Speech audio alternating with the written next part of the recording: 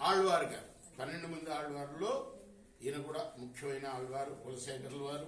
ఆయన రాసిన ముకుందమాలలో 9-10 శ్లోకాలు ఈ రోజున చెప్తున్నాం. కరచరణ సరోజే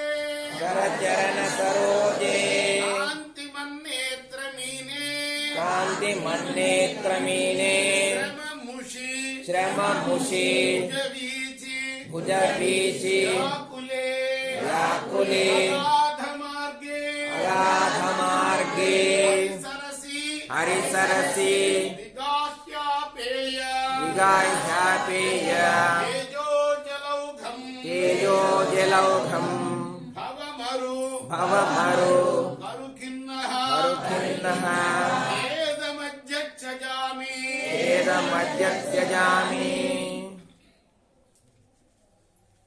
మనం ఎక్కడయ్యా మునకలేస్తున్నాం అంటే హరి అనే సరోవరంలో, అదే తిరుప్పావై వ్రతం కూడా చెప్పేది, ఎక్కడ స్నానం చేసినట్టు ఎక్కడ లేదు. హరి అనే సరోవరంలో మునుగుతారు అనమాట. అది దాని అంతరార్థం తిరుప్పావైలో. మరి అటువంటి ఆ హరి అనే సరోవరంలో మునకలేస్తూ ఉన్నాను.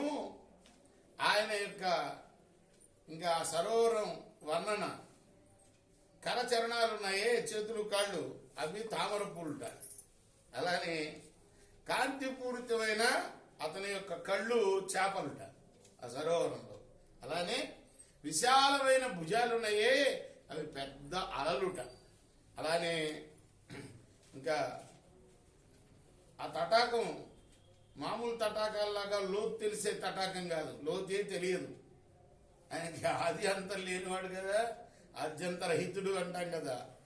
ఆద్యంతరహితుడు నామాలు చదివేటప్పుడు కూడా సరిగ్గా చదవండి మీరు. కొంతమంది సరిగ్గా పలకటలా. ఆద్యంతరహితుడు అని ఒక నామం ఉంది. ఆది అంతం లేనివాడని, రహితుడు అంటే లేనివాడని. కాబట్టి లోతు తెలియదు ఆ సరోవరంలో.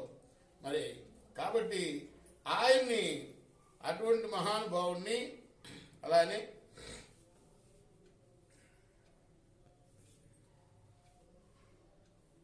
మేమేం చేస్తామయ్యా అంటే ఆ మహానుభావుణ్ణి అనాదిగా వస్తుంది. ఏమిటది? ఈ సంసారం అనే శ్మశానం అంటున్నాడు.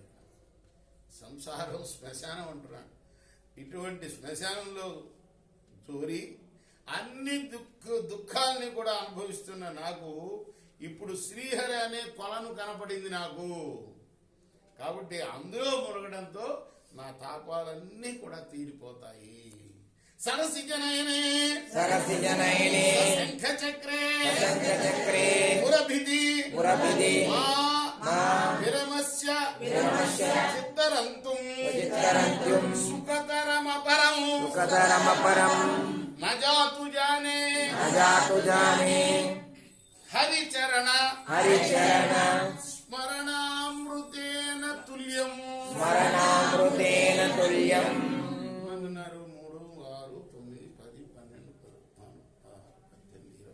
25 మంది నా గొంతుతో సమానంగా కూడా పలకట్లా. మీ గొంతులు బాగా పెద్దగా పలకాలి, ఊరంతా వినపడాలి.